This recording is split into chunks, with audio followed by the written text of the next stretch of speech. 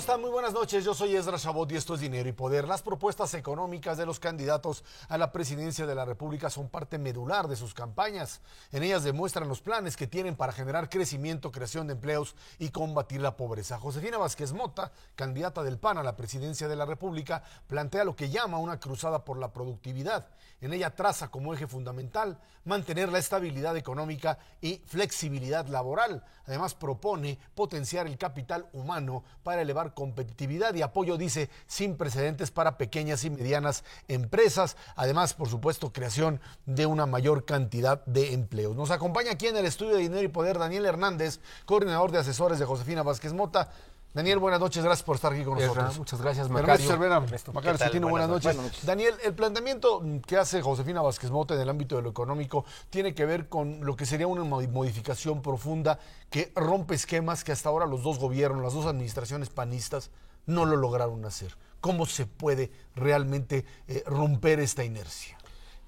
Mira, yo creo que lo que Josefina está planteando es que hemos logrado una estabilidad económica que es un baluarte de nuestra situación económica. Esto no podemos dejarlo de lado y tenemos que protegerlo, reforzarlo y mantenerlo. Pero la estabilidad económica no es suficiente, ya hay que crecer. Hemos crecido a tasas relativamente bajas cuando tenemos un gran potencial. Y para lograrlo, ella ha apostado a una pieza fundamental, que es el mercado interno. La apertura económica permitió a México tener niveles de exportación extraordinarios. Hace pocos días las estadísticas muestran que somos el país latinoamericano que más exporta y sin embargo no hemos podido traer esa potencia de algunas empresas mexicanas a vincularlas al mercado interno. Esa es la gran apuesta de Josefina. Y en esa gran apuesta es donde están las piezas que tú has colocado. Cuando planteas esta necesidad de generar un mayor crecimiento, habría que diagnosticar por qué no se creció. La propaganda o los argumentos que manejan los otros partidos, fundamentalmente el PRI, en el sentido de 12 años dicen de pobreza, de no crecimiento económico, es atribuible básicamente a la incapacidad de estos gobiernos, de estas administraciones.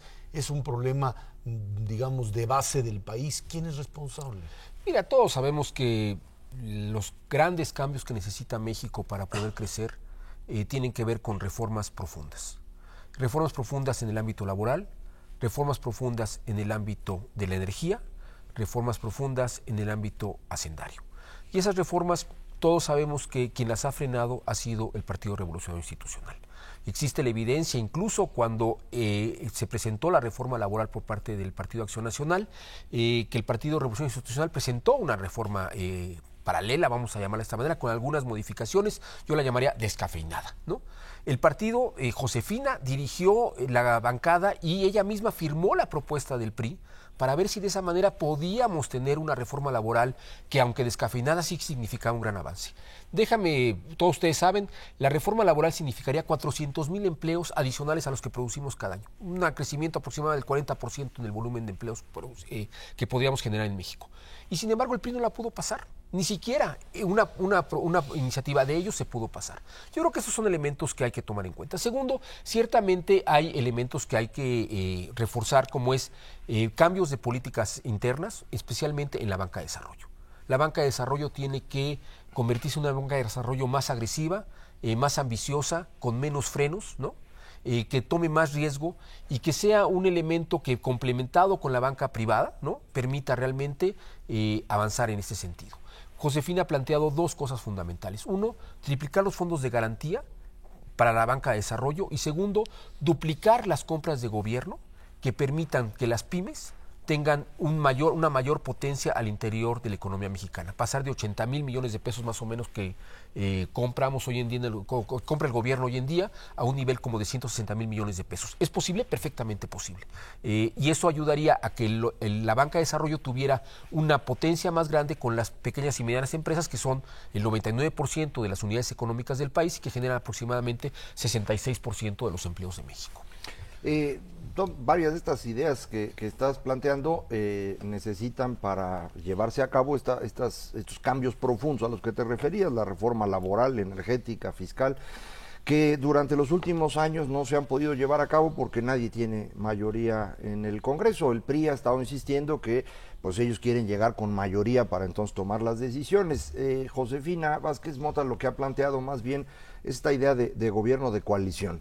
¿En qué estaría pensando en estos términos para llevar a cabo estas reformas? Mira, yo creo que el gobierno de coalición es una idea novedosa y ambiciosa. Novedosa porque plantea que para lograr estas reformas tenemos que tener una agenda común, una agenda de modernidad de México. Esta agenda de modernidad se construye ciertamente con los partidos políticos, pero también se va a construir con los ciudadanos. Con los ciudadanos como un abanico muy amplio, donde debe haber empresarios, debe haber sector de sociedad civil, debe haber la academia. Y este gobierno de coalición que está planteando Josefina implica tener a las mejores personas en el gobierno, no hacer un gobierno de reparto de cuotas, pero también tener en el gobierno a agentes que puedan, con su ámbito de influencia, promover y lograr estas reformas. ¿Qué significa esto? Más que tener una alianza como la que tiene hoy en día el Partido Verde con el Partido de Revolución Institucional, es una coalición, ¿no? Pero donde no hay una agenda detrás, ¿no? Hay un reparto de poder subyacente. Lo que plantea Josefina es tener un gobierno que, una vez que estemos como en la elección decidida y ella haya ganado, poder tener una agenda muy ambiciosa, conformada por todos los sectores de la sociedad mexicana, donde tengamos muy claro las metas a las que hay que llegar, los periodos a los que hay que llegar y cómo vamos a obtener estos resultados mediante la composición plural de un gobierno que tenga la fuerza para lograr esto en el Congreso, ¿no? Daniel, por alguna extraña razón, desde hace un buen rato en México estamos reñidos con el compromiso, y me refiero específicamente a una palabra que pues ha sido tabú en México, que es la política industrial. Sin duda alguna, la parte macroeconómica, como bien dices, es un pilar fundamental, pero no es suficiente para dar el brinco. Hay muchas voces al interior del país que dicen es que falta un compromiso específico, falta poner sobre la mesa una política industrial de veras, que no necesariamente sea regresar a esa época de subsidios generalizados de los 60s o de cerrazón comercial, sino verdaderamente poner sobre la mesa para qué es bueno México y darle todo el apoyo necesario, encontrándole una vocación para la cual ciertamente estamos preparados, pero que no se da ese paso específico. Tenemos el caso de China para las manufacturas ligeras, India para los servicios de valor agregado, Brasil en la parte agroindustrial, pero México a final de cuentas no alcanza a decir, para esto somos buenos y con esto me comprometo. ¿Trae, Josefina, algo así? Mira, ella ha tenido reuniones con diferentes grupos muy poderosos de la industria, ha establecido una agenda de volver a una industrialización poderosa para México, buscando tres cosas principalmente. Uno, energía. Si queremos tener industria, tenemos que tener energía a precios competitivos. La opción es de dos maneras. Uno, una inversión muy fuerte en gas natural, tradicional, y aprovechar la extraordinaria posibilidad que tenemos hoy en día con el gas de lutitas, ¿no? Que significa un gas de gran potencia energética, ¿no? Por su composición química, y que tenemos en México la cuarta reserva mundial del mismo. Esto va a significar una gran potencia para poder darle a la industria, a este nuevo desarrollo industrial, la fuerza de energía que necesita. Segundo, ella ha planteado con toda claridad que Pemex tiene que convertirse en una empresa moderna. Una empresa moderna que funcione como cualquier empresa competitiva y productiva a nivel mundial, y para eso ha dicho con claridad que necesitamos abrirla a la inversión privada complementaria, ¿no? Esto va a significar que Pemex produzca energía a menor precio. Tercero, tenemos que encontrar las vocaciones regionales. México es un país muy grande, no podemos apostar a una sola solución. Ella ha delineado tres cosas muy importantes al respecto. Uno, convertir nuestros puertos en el centro logístico de la región de América del Norte. Esto tiene implicaciones hacia la industria muy importantes, porque si tú logras mover los puertos de Manzanillo, Mazatlán, Salina Cruz, Lázaro Cárdenas, por un lado, y por el otro el puerto de Veracruz, el puerto de Altamira, crear un puerto nuevo en Matamoros, ¿no? Vas a tener una potencia que permita que muchos de los productos que hoy se van a América del Norte, a la costa este de América del Norte, en lugar de pasar por la costa de California o pasar por el canal de Panamá, pasen por México, con el impacto que esto tiene para ciertos procesos industriales que tienen que llevarse al interior del país antes de llegar a los productores finales. Tercero, seguir manteniendo una política sectorial que quizá con la apertura económica de los años 90 se perdió en México, ¿no? O no se dejó de impulsar con esa fuerza. Quizás es una de nuestras fallas estructurales de la economía mexicana, que dejamos de tener cierta política sectorial. Se pensó que con la apertura económica las maquinarias del mercado iban a funcionar suficientemente fuerte. Ella está pensando sí regresar a apoyo a sectores importantes, crear clústeres regionales. Hoy en día tenemos un clúster de industria automotriz potentísimo en Guanajuato, tenemos un clúster aeroespacial en Querétaro, estamos generando un clúster aeroespacial en Nuevo León, tenemos los clústeres de industria automotriz también en Coahuila y Aguascalientes, y necesitamos trabajar muy fuerte en la costa del Pacífico para regresar al, por ejemplo, Jalisco, que llegó a ser una potencia económica mundial en la parte de tecnologías de la información. Tenemos que volverle a dar ese impulso. Pero este impulso tenemos que dárselo a través de vincular estas grandes clústeres con las pymes. Porque si no, la industrialización va a quedarse en un escalón que no baja a crear verdaderamente cadenas de valor, que es lo que nos importa de la industrialización mexicana. Daniel, cuando se habla de los cuellos de botella que tiene la economía mexicana, se habla de estructuras monopólicas. Fundamentalmente telecomunicaciones, cementos, otras áreas en donde de una o de otra manera este tipo de fuerzas pues están ahí presentes y no las pueden mover. Nadie ha tenido la capacidad ni de negociar un nuevo acuerdo ni de imponerles un mecanismo de competencia. ¿Cómo rompes esto? Es un problema de fuerza, es un problema de negociación. Yo escuchaba en algún momento autoridades que decían, pues es que no se puede porque se van a amparar siempre. Y esto no se puede mover, es un nudo que no puede deshacerse. ¿Cómo se puede mover esto? Mira, la primera respuesta y relativamente obvia es fortaleciendo las instituciones del Estado que tienen a su cargo impulsar la competencia. Tanto la Comisión de Competencia como la de Telecomunicaciones tienen que ser instituciones mucho más fuertes, con todo el respaldo del Estado para poder hacer su trabajo correctamente, ¿no? Segundo, el gobierno tiene que empezar por romper los monopolios de gobierno. Y eso es muy importante también, porque siempre tenemos estas figuras de los monopolios privados y también tenemos monopolios muy fuertes a nivel de gobierno que vienen de una historia antigua, vamos a llamarlo de esta manera, y sin mucha razón en este momento en un mundo moderno globalizado. Tercero, tenemos que empezar a promover cambios fundamentales que permitan la entrada de más actores a estos sectores. Uno, la conclusión de la digitalización de las telecomunicaciones, que es un asunto técnico complejo, va a significar una gran oportunidad para muchos actores para entrar a las telecomunicaciones de muy diversa manera, ¿no? Este es un proceso que el gobierno actual ha buscado acercar, ¿no? Y que sin embargo hay diferentes aspectos técnicos que todavía no se logran concluir. Y de la misma manera, Josefina ha planteado aprovechar la infraestructura existente en telecomunicaciones para impulsar una nueva red de telecomunicaciones que permita ampliar la cobertura de Internet a todos los mexicanos, ¿no?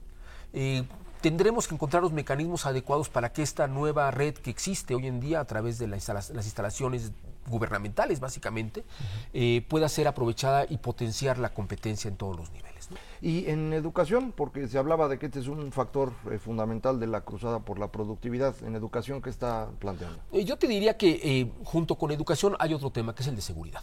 En educación ella está planteando una revolución a nivel, no solamente de las primarias, con clases de matemáticas y calidad de la educación, que es fundamental porque es la piedra de toque, pero una cosa que nos acerque mucho más al tiempo presente, que es fortalecer los bachilleratos, llegar a la universalización del bachillerato varios años antes de lo que plantea la reforma constitucional. Para esto tiene que construirse 1.500 bachilleratos, asegurar la calidad, ampliar las universidades. México ha ampliado en los últimos 6 años las universidades como nunca en la historia, 120 unidades nuevas de instituciones de educación superior públicas. Josefina quiere llevar esto a 150. Duplicar el número de becas para que muchos más jóvenes puedan concluir sus estudios universitarios, pero sobre todo también hacer una apuesta en el nivel de la seguridad. La seguridad tiene que ser una piedra de toque, porque si no tenemos seguridad no hay tranquilidad para la inversión, y si no hay inversión no tenemos crecimiento económico. Así de sencilla es la ecuación.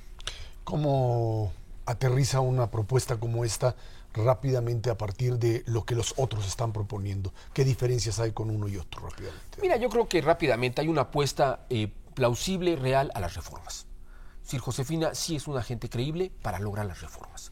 Yo creo que uno, el PRI ha demostrado que no le interesan las reformas, y no le interesan no solamente porque no obtenga la mayoría o porque con la mayoría las pueda lograr. Tiene intereses muy cercanos a grupos que no encuentran ningún beneficio en las reformas. Voy a hacer un ejemplo muy sencillo. La reforma energética. El líder sindical de Pemex no puede aceptar la reforma energética, va en contra del ejercicio de su poder. Ese es un principio fundamental, ¿no? Segundo, Josefina no tiene ninguna alianza con intereses creados en ese sentido. Ella viene de un ambiente donde entiende la importancia de la inversión para generar empresa y tiene en ese sentido una visión mucho más moderna desde el punto de vista económico. Daniel Hernández, coordinador de estudios de Josefina Vázquez Mota, muchísimas gracias por estar aquí con nosotros. Muchas gracias a ti, a Macario. Muchas gracias. Vámonos a una pausa. Esto es Dinero y Poder. La propuesta para el crecimiento económico del candidato del PRI Partido Verde, Enrique Peña Nieto, se basa en 10 puntos. Entre ellos destacan la reforma energética y fiscal, la estabilidad macroeconómica, el turismo y apoyo al campo. Nos acompaña aquí en el estudio de Dinero y Poder el diputado Ildefonso Guajardo. Él es coordinador de vinculación empresarial de la campaña de Enrique Peña Nieto. Ildefonso, muchas gracias por estar aquí con nosotros. Gracias por tu invitación, Ezra. Al contrario, Ildefonso, ¿qué es lo que plantea como eje central de la propuesta de Peña Nieto a partir de lo que podríamos llamar las necesidades que tiene hoy México de crecer y crecer rápido? Sin duda, como tú lo recordarás, él hace un planteamiento desde el arranque de su campaña en los 5 compromisos fundamentales para México, y justamente el tercer compromiso es el del crecimiento económico. Plantea la posibilidad de la necesidad del país de crecer 3 veces más de lo que ha venido creciendo en los últimos 10 años, y justamente tú lo asocias en esta introducción que haces a sus 10 acciones fundamentales dentro de este proceso.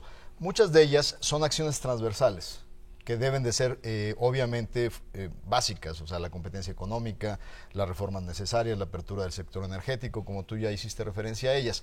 Pero yo te agregaría que aparte de esa definición hay una que más que cruzar transversalmente es para definir posicionamientos estratégicos dentro de lo que sean políticas sectoriales. O sea, que parte del reconocimiento de que en este país hay una ausencia de política industrial, que tenemos que replantearla dentro de lo que es el objetivo. Tú recordarás, al inicio de esta campaña, el 23 de abril, estableció el candidato un consejo consultivo para el crecimiento económico y el empleo, un consejo empresarial, donde parte del reconocimiento que lo que se requiere es restablecer la alianza con los empresarios de México para poder crear empleos. O sea, el reconocimiento de que los gobiernos no crean empleos, crean condiciones para poder generar esos empleos. Y hemos establecido una serie de acciones con sectores estratégicos de la economía mexicana para hacer planteamientos de política pública que nos ayuden a definir claramente qué tenemos que hacer en cada sector para poder potencializar su crecimiento. En estos mes y medio de campaña, casi 2 meses de campaña, nos hemos reunido con sectores de las telecomunicaciones. Por ejemplo, en Jalisco nos reunimos con todo el sector textilero de toda la República. En Hidalgo nos reunimos igualmente, vamos a tener una reunión con el sector pesquero, que es un sector que ha estado totalmente alejado de una definición de acción de política pública estratégica, en donde su desarticulación ha tenido consecuencias graves, y vamos a tener una reunión ampliada con los acuicultores, los pescadores, la parte social del sector estratégico, y la idea es redefinir una serie de acciones para restablecer políticas públicas. En los pilares fundamentales de la reconducción de una política, por así decirlo, industrial en su contexto ampliado, pues está restablecer las condiciones del sector financiero, está reorientar la vinculación de lo que es la investigación científica y tecnológica y el sector empresarial, obviamente como un elemento fundamental, y está la responsabilidad misma del sector público de ser más eficiente. O sea, cuando hablamos de una reforma hacendaria que está perfectamente definida en la plataforma del licenciado Peña Nieto, también estamos hablando de una eficiencia en el gasto público. Tú, como analista financiero, has escuchado esta controversia de los mismos especialistas nacionales, donde el problema de México no solo es el monto de la inversión, sino la eficiencia con la que esa inversión se está desarrollando. Y es en esa parte de eficiencia donde tenemos que enfocarnos para poderle tener mayor rentabilidad. Yo creo que México no había tenido en muchos años un bono petrolero tan amplio como lo tuvo en estos 10 años, que lamentablemente no fue empleado en la manera estratégica más adecuada. De las propuestas que ha estado ofreciendo el candidato Peña Nieto, no son todavía muy claras. Hay una, por ejemplo, donde se habla de esta reforma hacendaria, pensada muy cercano al cambio que hay en materia de seguridad social. Es decir, entiendo que es la propuesta que había lanzado Santiago Levy hace algún tiempo, de tener seguridad social universal, y esto tiene que financiarse con impuestos. El candidato ha hablado que es alrededor de 3 puntos del PIB, y en esa dirección iría la reforma fiscal. pero eso no nos alcanza, es decir, ya ahorita estamos acarreando un déficit, independientemente de la eficiencia del gasto, sí está siendo un gasto muy grande, ya no lo estamos pudiendo financiar. Entonces, ¿en qué dirección iría esta reforma hacendaria? Y lo mismo en materia de la reforma energética, que tampoco ha sido muy claro. Claro. Si quieres, tomo el último punto, que es el de la reforma energética. Aquí el planteamiento de mi candidato ha sido, yo creo que muy claro, en el sentido de decir, no se trata de privatizar en sí Pemex o de vender los activos de la nación, sino se trata de abrir al sector petrolero a la inversión privada en áreas estratégicas. Incluso él mismo ha puntualizado desde refinación, exploración y todos los campos donde hoy la reforma que se hizo hace un par de años no alcanza lo suficiente para poder lograr esa apertura como la requeriría Pemex. Y en eso tú has visto el debate que se ha establecido, en donde algún otro candidato ha tratado de vincular esto con una privatización a ultranza, y el modelo que ponemos claramente como paradigma es el modelo brasileño. ¿Por qué? Pues porque en Brasil llegó un líder de izquierda con una mentalidad bastante clara y pudo posicionar a Petrobras en el mercado internacional de una manera inteligente y poder generar los recursos necesarios, que en este sentido nos permita, con la entrada de capital privado, poder volver a retomar la conducción del recurso público que hoy se está dedicando pobremente a algunas inversiones, para poderlo llevar a áreas estratégicas, que me van al segundo planteamiento que tú me haces, y que es fundamentalmente la vinculación de la oferta del candidato en materia de derechos universales dentro de este contexto de definición de política pública.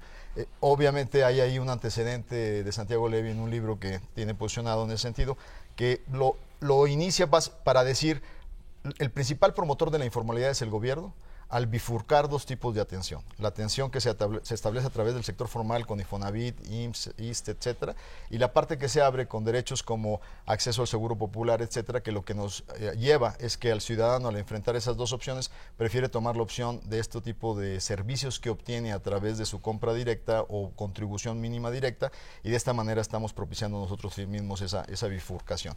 El candidato establece una serie de derechos básicos en este contexto, donde está considerando el derecho al desempleo, donde está considerando el seguro para madres solteras, donde está considerando una serie de elementos, donde la idea es hacer confluir a los dos sistemas para un sistema de derechos generales. El tema de cómo esto está ligado a la reforma hacendaria, hay 5 planteamientos que seguramente tú ya los has revisado, Macario, en ese sentido, y es: primero, la ampliación de la base. O sea, sabemos que mínimo una cuarta parte de los contribuyentes de este país no están dentro del sistema tributario, y hay que hacer un gran esfuerzo por realmente incluirlos. El sistema de simplificación, hay una propuesta muy concreta dentro de este esquema para poder unificar los impuestos, el IETU y el ISR dentro de este proceso. El sistema de las cargas tributarias entre los diferentes niveles de gobierno, donde lamentablemente el federalismo fiscal no ha podido aterrizar y seguimos teniendo una generación al 90% de los ingresos en contribuciones federales, y los pocos impuestos que se cobran en las entidades locales están mal cobrados y realmente son ineficientes. Entonces hay una serie de acciones en ese sentido que están para fortalecer obviamente la capacidad de poder, y la otra parte que es el combate a las exenciones dentro del ISR, que le están haciendo un boquete de 4 puntos al producto interno bruto, de nivel de Producto Interno Bruto, ¿no? Entonces la idea es hacer ese tipo de acciones para poder restablecer dentro de esta reforma el financiamiento de lo que realmente se necesita para contribuir. Y la otra cosa es: tú no le puedes pedir a nadie que contribuya sin transparentemente decirles a dónde va el gasto que estás tú recaudando, porque estamos en una situación donde el contribuyente, realmente parte del que el contribuyente no paga o le saca la vuelta a la autoridad fiscal, es porque hay poco compromiso y poca credibilidad sobre el uso del gasto público. Ildefonso, México es una de las economías más abiertas del mundo, lo sabemos. Desafortunadamente, del 2009 a la fecha, muchos países han empezado a tomar medidas, pues, entre proteccionistas y de subsidios. Y México en ese contexto, y específicamente el sector empresarial mexicano, dice: no nos cierres, pero protégenos, compadre. ¿Cuál es la posición en materia de comercio exterior? ¿Vamos a seguir en este contexto? Fíjate, Ernesto, justamente el tema del domingo, con la participación de los empresarios, de los grandes empresarios textiles de México, es justamente, le estás dando el corazón del debate. Los empresarios de México, y en mi experiencia previa, y es por ello que yo creo que el licenciado Peña me invita a integrarme en su campaña, es que los empresarios están diciendo: no estamos pidiendo proteccionismo. Lo que estamos pidiendo es que el gobierno nos garantice condiciones de juego parejas, porque estamos en desventaja con otros competidores internacionales. O sea, lo que están diciendo es, la estrategia de globalización y de inserción inteligente al comercio internacional es correcta, pero el problema es que nos estás llevando con una mano torcida, con el pie amarrado, a competir en un terreno donde los otros están corriendo, porque no nos estás dando las condiciones que necesitamos para hacerlo. ¿Cuáles son esas condiciones? Competitividad en los precios de los energéticos, una política fiscal acorde a las condiciones internacionales en las que están compitiendo y sobre todo, y es un caso claro que lo repiten los empresarios, es decir, ¿cómo es posible que tienes empresas líderes que han sabido adaptarse a la competencia global, como algunos textileros que están exportando, porque se modernizaron, porque innovaron, pero resulta que en el mercado interno no pueden competir, porque de repente estamos a la merced del contrabando, de la triangulación, de la subvaluación, donde estamos inundando el mercado nacional de productos que ilegalmente o con competencia desleal, porque están subsidiados en sus países, están comiéndoles el mercado interno. Entonces, ¿cómo podemos tener una política de fortalecimiento del mercado interno nacional si no establecemos condiciones mínimas, no de proteccionismo a ultranza, sino simplemente de condiciones de suelo parejo para que la clase empresarial mexicana pueda generar empleos, que es lo que el país está demandando, y podamos competir justamente internacionalmente? Y en esto hay dos caminos fundamentales: restablecer el Estado de Derecho en las fronteras y cuidar todo el esquema de los golpes bajos a través de la ilegalidad, y el otro es la reforma a la Ley de Comercio Exterior, donde requieres una unidad de prácticas comerciales internacionales que esté robustecida y que realmente pueda hacer las investigaciones antidumping y de subsidios que le den un escudo a la industria nacional frente a competencia desleal. Regresando un poquito al asunto de impuestos y viendo este asunto de que estén parejas las cosas, los gobiernos estatales pues se han dedicado a vivir del gobierno federal los últimos 15 años y en buena medida estos excedentes petroleros a los que usted se refería, que hemos tenido muy grandes en los últimos años, han acabado en manos de los gobernadores y ya una vez llegando a esas manos ya no sabemos qué les pasa, porque ahí sí no hay mucha transparencia. En eso, ¿en qué están pensando? ¿Cómo hacerle para que los gobernadores pues realmente se preocupen por administrar adecuadamente el dinero y que empiecen a recaudar ellos también, ¿no? Pues digo, de manera diplomática, en tu término adecuadamente estás tocando el tema de corrupción, y que es un tema que hay que ponerlo en la mesa. No ha estado exento ningún color partidista dentro de los escándalos que ha habido en ese tema. Y yo creo que la responsabilidad debe ser enfrentada de forma directa. Ayer nuestro candidato hizo un posicionamiento público de un manifiesto para una presidencia democrática, donde retoma su compromiso para establecer una Comisión Nacional Anticorrupción en México. Y ahí establece claramente que el nombramiento del titular de esa Comisión Anticorrupción en México debe de ser por 2/3 partes, o sea, mayoría calificada del Senado de la República. Y la idea es fundamentalmente que pueda tener investigaciones de los 3 niveles de gobierno: municipal, estatal y federal. O sea, uno de los males que este país tiene que combatir de tajo es la corrupción. O sea, la corrupción no solo es ineficiente, sino es inmoral. O sea, no es posible que haya niños en este país que se puedan morir por la falta de un medicamento simplemente porque un tercero se está ganando un 20% en las facturas de medicina. Eso es inmoral y eso se tiene que combatir de tajo. Y Alfonso, cuando se habla de la competencia en telecomunicaciones, esto representa enfrentar poderes como en otras áreas donde hay concentración o monopolios. ¿Cómo se le hace para enfrentar estos poderes? ¿Cómo se les convence o cómo se les impone o cómo se llega a un acuerdo de manera tal que esta competencia pues beneficie finalmente a consumidores sin generar, por supuesto, otra vez una guerra legal como la que ahora tenemos? Claro. Te recordarás, Ezra, que al tocarme el privilegio de presidir la Comisión de Economía, fuimos la comisión fundamental para poder procesar las reformas en materia de competencia económica. Yo creo que las reformas que logramos transitar casi por consenso en la Cámara reflejan por primera vez en la historia de la competencia en México, después de que fue creada la Comisión en el 92, pues un verdadero esfuerzo de darle dientes a un mecanismo que la verdad nació chimuelo. O sea, recordemos que el Sherman Act en Estados Unidos nos lleva 120 años de ventaja. México se inaugura en la competencia un siglo después y se inaugura a medias. Entonces, esta reforma es la primera reforma que realmente lleva a estándares internacionales la sanción, la capacidad de investigación, el uso de la fuerza pública y una serie de elementos fundamentales. ¿Qué es lo que está pendiente? Y es parte del posicionamiento público que está teniendo mi candidato, es el 39, o sea, cómo se resuelven los recursos de reconsideración. Quedó pendiente para transitarlo, de que no sea la misma comisión como un elemento de equilibrio de poderes, poderlo llevar a tribunales. Y en mi candidato está claramente estableciendo su compromiso por crear tribunales especializados en materia económica dentro de este proceso para poder resolver en forma directa y sin recurrencia eterna a amparos y a recovecos judiciales que nos lleven a escenarios donde la ley no se aplique realmente. Pero yo creo que las reformas ya establecidas ya están teniendo algunos efectos claros.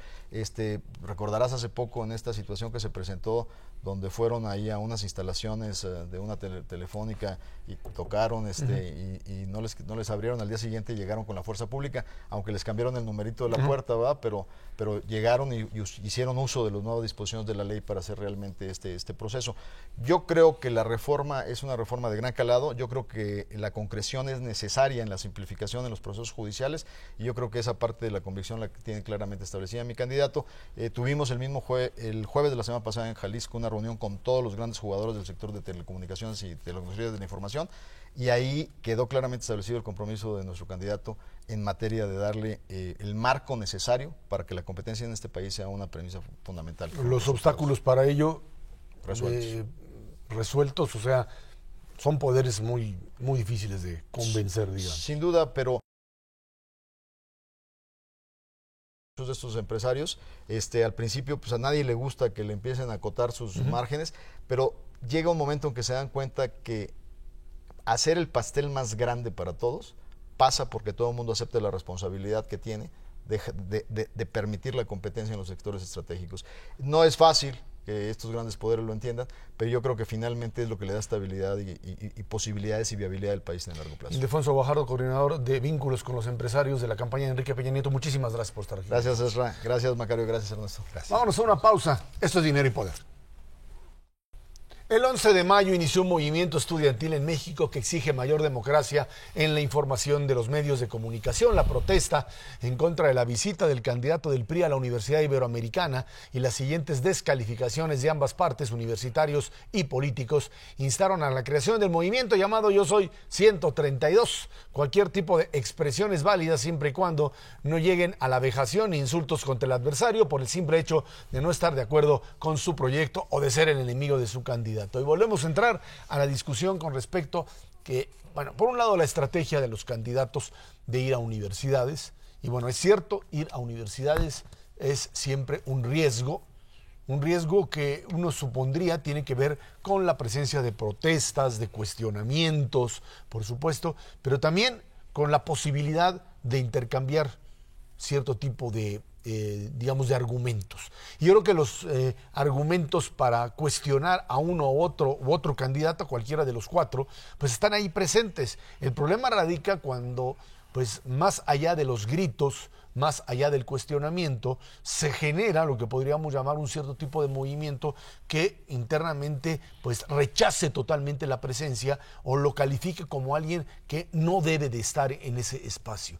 Una universidad que excluya a alguna de las partes. Las universidades en muchas ocasiones, cuando se presentan personajes polémicos o personajes, digamos, extremistas que han manejado el discurso racista, que incitan a la violencia, y los jóvenes protestan por esa presencia. A mí lo que me sorprende es que corrientes políticas mexicanas que han sido reconocidas no tengan cabida en las universidades. Es cierto que en el México de antes, en el México del régimen de la hegemonía priista, bueno, pues el rechazo provenía directamente del hecho de que no había espacios de discusión y que entonces el hecho de que un candidato priista tratase de entrar a lo que eran estos nichos opuestos al régimen, pues era algo que no se aceptaba, pero parecería ser que las reformas que se han dado y la democratización pues no pasa por las universidades, o si pasa, tiene el límite en donde hay alguien al que simple y sencillamente no se le puede ni cuestionar. Yo creo que era mucho más fácil haberle cuestionado a Peña el pasado, lo que sucedió en el régimen del PRI en otras ocasiones, por qué ahora son diferentes, y de esa manera tratar de acorralarlo, que de una u otra manera, desde el punto de vista de estos estudiantes antipeñistas, bueno, pues terminar esto en una confrontación violenta, ¿no? Bueno, ahí en la visita que tuvo el candidato del PRI a la Universidad Iberoamericana ocurrieron las dos cosas en realidad. Hubo un periodo en el cual hubo el intercambio, las preguntas, la discusión, la argumentación, que me parece que estuvo bastante bien. Y después hubo pues ya el enfrentamiento, que ese es el que no está bien. Y este enfrentamiento aparentemente tiene su origen al final de la discusión. Empezaron a gritar los jóvenes acerca de Atenco, en donde la policía del Estado de México fue parte de pues una represión, digámoslo así es como lo llaman los jóvenes. Y el candidato Peña Nieto decidió contestar eso, aunque ya había terminado el evento, y esta contestación fue lo que pues detonó la agresión de parte de los jóvenes, que empezaron pues realmente a perseguirlo por la institución, gritándole asesino. Esta es la parte que ya no me parece a mí que tenga mucho sentido. Tiene que ver en buena medida con que este grupo de jóvenes que insisten en que en Atenco lo que hubo fue una violación a los derechos humanos que no se castigó, en realidad sí se castigó, pero bueno, que eso es lo que ellos creen.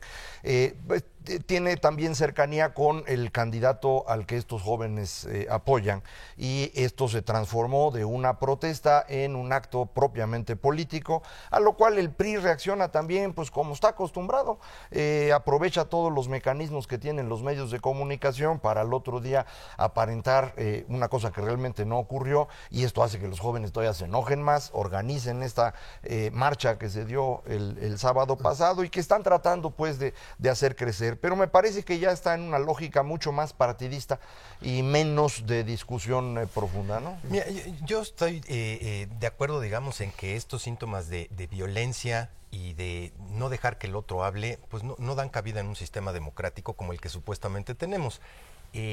Sí, por primera vez en muchísimo tiempo, me parece raro que los jóvenes, que normalmente son el grupo que menos vota, el grupo que tiene un mayor abstencionismo desde hace un buen rato, probablemente con la excepción de la elección en que Cuauhtémoc Cárdenas y Carlos Salinas estuvieron ahí disputando, el resto de las elecciones, la verdad es que es un grupo que en México ha desaparecido un poco en términos de ser contestatarios, de poner sus ideas sobre la mesa, y que hoy está despertando a un sistema democrático pues de manera diferente. Bienvenida, sin duda alguna, la discrepancia, bienvenida la forma de decir yo no estoy de acuerdo, pero sin duda alguna también esta imposibilidad de presentar diferentes opciones, a mí sí simplemente no me cuadra. Ahora, el problema radica también en que en este momento de campañas, el plantear una alternativa anti un candidato no puede generarse, no puede plantearse solamente como una demanda anti-PRI, anti-Peña. Esto tiene necesariamente que desembocar o hacia el apoyo a Andrés Manuel López Obrador o hacia Josefina Vázquez Mota. La verdad es que finalmente este apoyo que se ha mostrado en la Ciudad de México fundamentalmente, que es donde ha habido este tipo de movimientos, pues está ligado al hecho de que la gran mayoría, y así lo indican las encuestas, de los sectores juveniles y de los sectores de la población en el Distrito Federal están identificados con la figura de Andrés Manuel López Obrador, sí. Y parecería ser esto también pues una estrategia política para pues demostrar el peso o el músculo político de López Obrador, que si eso le alcanza para convertirlo en capacidad de movilización a nivel nacional de votantes, yo creo que definitivamente eso no funciona, más aún si el radicalismo político te lleva básicamente a pues ver a este tipo de grupos como grupos intolerantes que simplemente no están dispuestos a dialogar, sino solamente a insultar, como algunos de ellos, insisto, lo hicieron. Bueno, los números irían del lado de lo que tú dices. La manifestación del sábado fue pues una manifestación numerosa, parece que cerca de 50,000 jóvenes, pero muy lejos de lo que son las grandes manifestaciones que ha habido en la Ciudad de México, una de ellas asociada precisamente a López Obrador, cuando el famoso desafuero, que fue pues muchísimo más grande que esto. Entonces, realmente no logras con esto pues motivar a un grupo suficiente. Yo no estoy seguro seguro que los jóvenes estén despertando, porque creo que siempre han estado ahí, siempre participan. Este grupo de jóvenes que se manifestaron ahora, pues son los mismos jóvenes que me parece en 2006 también participaron, muchos de ellos efectivamente a favor de Andrés Manuel López Obrador. Entonces, pues creo que es una dinámica que a lo mejor es un poquito más notoria, pero me parece que no hay mucha diferencia. No veo que sean todos los jóvenes, sino el mismo grupo de jóvenes que normalmente participan. Pero sí hay una suerte de, yo te diría hasta de desesperación en términos de este grupo de jóvenes que ven un mundo cada vez más difícil, que ven posibilidades de trabajo cada vez más limitadas y que a final de cuentas no ven en ninguno de los 3 o 4 candidatos respuestas a esa preocupación que tienen. ¿Cómo me voy a insertar al mercado laboral? ¿Cómo le voy a hacer? Hay una suerte de desesperación de decir, no me convence ni Chana, ni Juana, ni su hermana. Y en ese contexto, yo sí veo un movimiento mucho más, digamos, preocupado por parte de los jóvenes de qué va a pasar con este país hacia adelante de lo que veía durante los últimos 18 años. ¿Sí? En todo caso, lo que es cierto es que existe una posibilidad real de encauzar este tipo de rebeldía por parte de estos mismos jóvenes hacia pues lo que sería un debate mucho más profundo y un debate en donde las descalificaciones no se produzcan. Y esto porque en el nivel universitario, y estamos hablando de jóvenes universitarios, se exigiría una discusión que tuviese por lo menos cierto tipo de sustento teórico. Cuando uno dialoga desde el punto de vista académico, como estudiante, con el político, pues el político, por supuesto, intenta justificar todas sus acciones. El problema es cómo lo pescas, cómo lo desnudas en términos de su forma de esconder el poder o su legitimación del poder que pretende ejercer. Y yo creo que ese es parte del problema. En el momento en que estudiantes tengan las suficientes armas de conocimiento como para poner a uno de estos candidatos en el suelo en términos de conocimiento y de capacidad, entonces veremos ahí sí a candidatos sufrir más que estar corriendo para evitar algún golpe, ¿no? Pero ese yo creo que es el mito de la universidad, eso no pasa. Los jóvenes realmente lo que tienen es una gran voluntad, una gran generosidad, pero no grandes conocimientos, ni los tienen ni los van a tener jamás, no ese es el momento en el que uno los tiene. Desde el siglo XIII las universidades han sido utilizadas como grupos de choque y no como espacios de deliberación. No, yo no estoy de acuerdo. Bueno, yo eso es lo que dice Macario Schettino. Eso es la evidencia. Algo aprendimos La en las discusión de las ¿no? universidades se da entre quienes se dedican a estudiar y quienes dan clase y quienes investigan, no entre los jóvenes. Los jóvenes son generosidad, no son estudiosos. Vámonos a una pausa, de regreso platicamos con usted problemas de seguridad ahora a nivel del ejército en el país. Esto es Dinero y Poder. La Procuraduría General de la República ha detenido en la última semana a 3 generales del ejército mexicano supuestamente vinculados con el narco. Ya arraigó a 2 de ellos por 40 días para investigarlos por delitos contra la salud en la modalidad de fomento y delincuencia organizada. Los generales de división Tomás Ángeles Boare y el brigadier Roberto Daue González son acusados de tener vínculos con la organización de los Beltrán Leiva. El tercero es el general brigadier retirado Ricardo Escorcia Vargas. Ahí están figuras importantes, altos niveles, que uno se pregunta por qué hasta ahora finalmente se llega a la conclusión de que existe una infiltración a ese nivel. Y la verdad es que esto es quizá lo más preocupante en el sentido de que pues incluso una de esas figuras ocupó un cargo de subsecretario de la Defensa. Se hablaba de alguno de ellos también como candidato a la Secretaría de la Defensa Nacional. La fuerza que ejerce o que ejercían en el pasado estos cárteles a nivel político, pues cuando uno ve estas cosas al final del sexenio, pues la verdad es que sí, uno entiende que el problema no es solamente un problema de narcotráfico, no es solamente un problema de consumo de drogas, es un problema de la capacidad que ha tenido el crimen organizado de infiltrarse en áreas de seguridad nacional muy amplias. Y esto es un caso que seguramente pone a temblar a altos niveles en la dirección nacional. Sí, y es muy complicado para nosotros saber si alguien tiene razón o no. Evidentemente esto pues es un juicio que tiene que llevarse a cabo en las instancias correspondientes y no en los medios de comunicación, pero sí sería muy bueno saber qué está pasando. No tenemos idea. La Procuraduría lo que ha hecho es arraigar a los generales con este procedimiento de tenerte ahí 40 días, pues realmente en contra de lo que la Constitución dice, porque pues no deberían hacer eso. Entiendo que tampoco han permitido que el general Ángeles tenga acceso a su abogado, lo cual pues a mí me parece preocupante. Por otra parte, en el transcurso de los años hemos tenido a 3 generales de división, que es el puesto más alto que existe en el ejército, que han sido detenidos con relación al crimen organizado. El general Gutiérrez Rebollo, que era el zar antidrogas, y se le acusó de trabajar para Amado Carrillo. Está preso. Está preso, o no, si ya murió. No, el general no, Quirós está, Hermosillo, también preso por eso. lo mismo, y el general Morán, que fue el que estuvo relacionado con Llano de Víbora, aquel famoso enfrentamiento entre la Procuraduría y el Ejército alrededor de un cargamento de droga. No, tampoco quedó nunca muy claro para mí qué ocurrió, pero pues el general fue detenido. En este caso, pues otra vez no tenemos información suficiente. Sí es un problema porque esta institución, el Ejército Nacional, que está enfrentando al crimen organizado desde los años 70, pues ha tenido ya en varias ocasiones a miembros muy destacados pues detenidos por esta relación. Ojalá y esto pudiera ser mucho más claro, ojalá y el ejército fuera más transparente, creo que eso también nos ayudaría. Sí, no, bueno, y el gobierno federal en ese contexto. A mí lo que me preocupa, un proceso de esta naturaleza lleva mucho tiempo para hacer aprehensiones de esta naturaleza en un periodo tan corto de tiempo, es que no se les vayan a enredar otra vez los cables como ha sucedido en diversas ocasiones. Pues tenemos el caso de los presidentes municipales en Michoacán, tenemos el caso de Hank en Tijuana.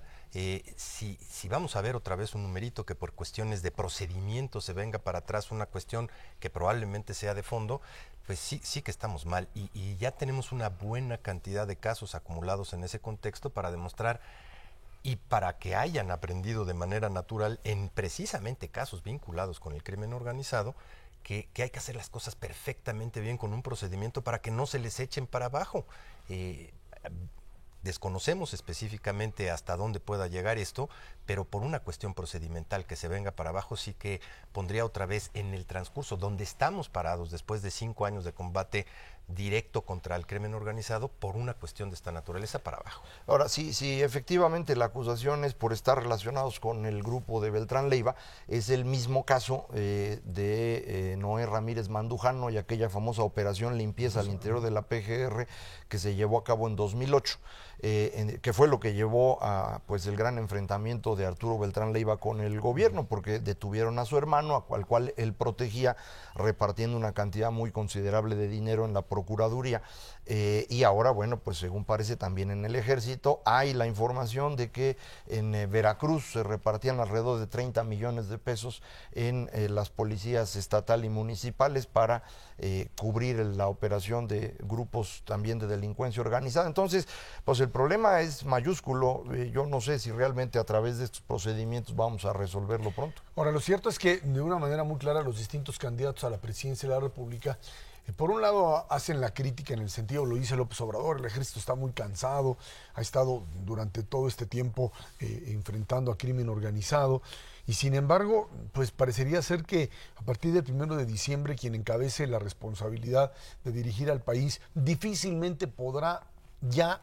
mover mucho las fichas en los siguientes 2 o 3 años. Es imposible sacar al ejército de determinadas áreas. Mientras no tengas una policía formada. Mientras no tengas, y además no solo una policía bien armada, sino un mecanismo de irle traspasando a esta policía digamos, la autoridad, la capacidad para controlar. Es algo similar a lo que le pasa a los norteamericanos o a la OTAN en Afganistán, cómo pues le piden que se vayan ya las tropas extranjeras, que generan un problema muy serio dentro de Afganistán por ser precisamente extranjeros, pero por otro lado está el problema de que no tienes una fuerza local lo suficientemente fuerte y confiable para enfrentar a los talibanes. Aquí te pasa exactamente lo mismo. No has podido construir una policía local que tenga la capacidad de enfrentar directamente al crimen organizado. Y cada vez que sacas al ejército y empiezas a tratar de manejarlo internamente, te aparece un